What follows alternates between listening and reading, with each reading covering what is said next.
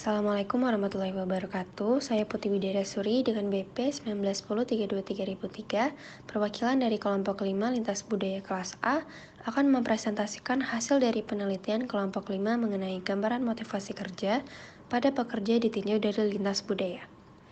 Adapun anggota dari kelompok 5 yaitu Ulfa Ramadia, Arawinda Naraswari, Regan Abinaya, Jessica Nabila Putri, Putri Bidarasuri, dan Novita Kurnia Putri. Langsung saja kita masuk ke bagian pendahuluan. Pada sebuah organisasi, terdapat sumber daya manusia yang juga menjadi penggerak dari perusahaan dalam mencapai tujuan. Sebagai penggerak perusahaan, karyawan harus memiliki kemampuan yang siap digunakan dalam persaingan antar perusahaan. Salah satu faktor yang dapat mendorong karyawan dalam meningkatkan kinerjanya adalah motivasi.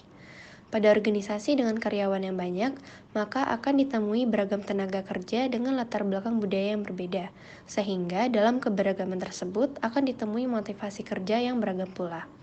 Di Indonesia sendiri, banyak perusahaan yang mempekerjakan karyawan dari berbagai suku bangsa.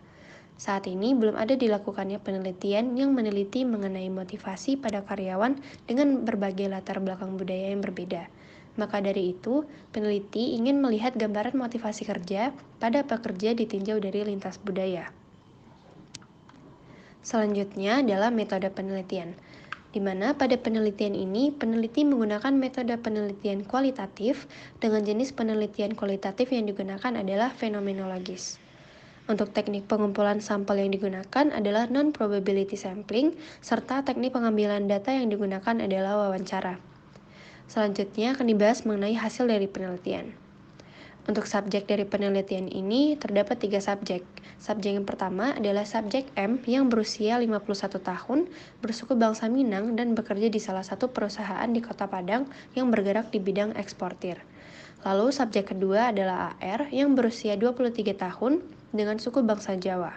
AR bekerja di salah satu perusahaan yang bergerak di bidang penerbitan buku. Lalu subjek ketiga adalah AD yang berusia 23 tahun dengan suku bangsa Sunda dan bekerja di sebuah restoran sebagai seorang chef. Selanjutnya kita masuk kepada hasil dari wawancara. Nah, berdasarkan dari wawancara yang dilakukan, diketahui ketiga subjek merupakan seorang pekerja yang bekerja di bidang pekerjaan yang berbeda dengan latar belakang budaya yang berbeda. Di mana subjek M bersuku budaya Minang, subjek AR Jawa, dan subjek AD Sunda.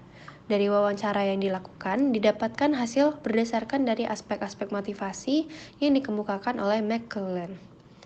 Yang pertama adalah need for achievement, di mana komponen ini menunjukkan bahwa motivasi menimbulkan adanya keinginan untuk melakukan sesuatu lebih baik daripada sebelumnya, dorongan yang kuat untuk berhasil dan menyelesaikan pekerjaan. Ketiga interviewee memenuhi indikator ini.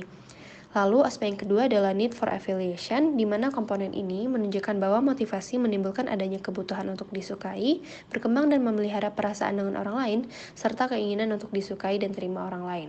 Ketiga interviewee diketahui juga memenuhi indikator ini.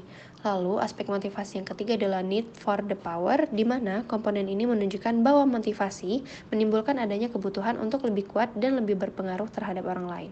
Ketiga interviewee juga memenuhi indikator ini. Selanjutnya, hasil wawancara dan kaitannya dengan teori budaya dari Hofstede. Dimensi budaya yang pertama adalah power distance, di mana dimensi ini menunjukkan bahwa motivasi menimbulkan adanya ketidaksejajaran antara rekan kerja. Ketiga interviewee tidak memenuhi dimensi ini. Lalu dimensi yang kedua adalah individualisme atau kolektivisme, di mana dimensi ini menunjukkan bahwa motivasi akan menimbulkan rasa mementingkan kepentingan pribadi daripada kepentingan kelompok atau sebaliknya. Ketiga interviewee diketahui memenuhi indikator ini. Dimensi yang ketiga adalah maskulinitas atau femininitas, di mana dimensi ini menunjukkan bahwa motivasi menimbulkan kemampuan memahami peran sosial berdasarkan gender role. Interview pertama dan kedua memenuhi indikator ini, sedangkan interview ketiga tidak memenuhi indikator ini. Dimensi yang keempat adalah penghindaran atau uncertainty avoidance, di mana dimensi ini menunjukkan bahwa motivasi menimbulkan kemampuan mempertahankan diri dari ketidakpastian yang disebabkan oleh sifat alam atau lingkungan. Ketiga interviewee memenuhi indikator ini. Dimensi kelima adalah long-term orientation pragmatic versus short-term orientation normatif, di mana dimensi ini menunjukkan bahwa motivasi menyebabkan individu memiliki pandangan visioner, menghargai penghematan, ketukunan, dan tradisi. Ketiga interviewee diketahui memenuhi indikator ini. Lalu dimensi yang terakhir adalah indulgence versus restraint, di mana dimensi ini menunjukkan bahwa motivasi menyebabkan individu yang tidak merasa bebas dan terkekang dengan aturan atau norma yang ada di sekitarnya. Ketiga interviewee juga memenuhi indikator ini. Selanjutnya kita masuk kepada diskusi. Nah, yang pertama adalah kaitan terhadap teori motivasi kerja.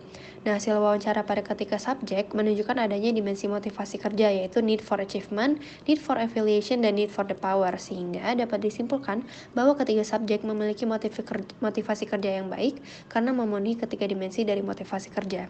Selanjutnya, kaitan motivasi kerja berdasarkan dimensi budaya Hofstede, di mana berdasarkan penelitian yang telah dilakukan, terlihat bahwa motivasi kerja pada ketiga informan tidak terlepas dari pengaruh budaya. Jika dilihat dari dimensi budaya yang dikemukakan oleh Hofstede, ketiga informan itu memenuhi hampir semua dari dimensi-dimensi tersebut. Yang terakhir, kita masuk kepada kesimpulan, di mana dari penelitian yang dilakukan dapat disimpulkan bahwa ketiga subjek memiliki motivasi kerja karena memenuhi semua dimensi dari motivasi kerja.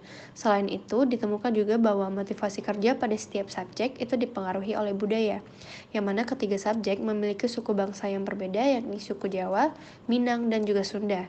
Dari dimensi budaya yang dikemukakan oleh Hofstede, ditemukan bahwa ketiga subjek hampir memenuhi semua dimensi tersebut, sehingga motivasi kerja pada ketiga subjek tergambarkan sesuai dengan budaya mereka masing-masing.